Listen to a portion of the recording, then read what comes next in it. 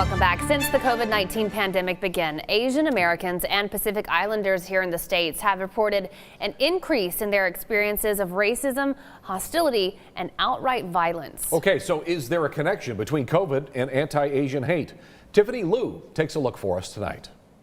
Across the country, there have been a number of disturbing acts of hate against Asian Americans. How do these trends compare to years past? And is there a connection with the pandemic? Let's take a look at the data from the Center for the Study of Hate and Extremism. Their researchers looked at hate crime patterns in 2020 across 16 American cities.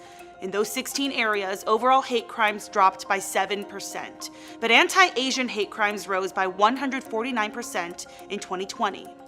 In 2019, there were 49 documented cases of hate crimes with anti-Asian bias in the 16 cities studied, while in 2020, there were 122 cases.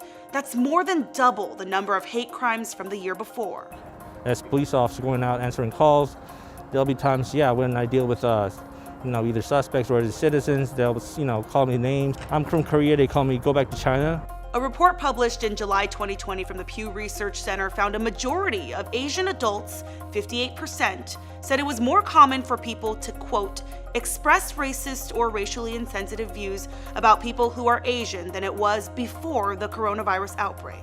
A few customers came by and they made comments. They asked other, team members, like, are you worried because you work with them? Implying like, oh, Asian people have COVID. So is this uptick connected to the pandemic? The research suggests yes, there is a link between the two. According to the report, the amount of hate crimes reported to law enforcement rose 40% from pre-pandemic levels in 2019 to 2020 when the pandemic was widespread. And the Pew Research Center study found that, quote, about 2 in 5 U.S. adults say it has become more common for people to express racist views towards Asians since the pandemic started.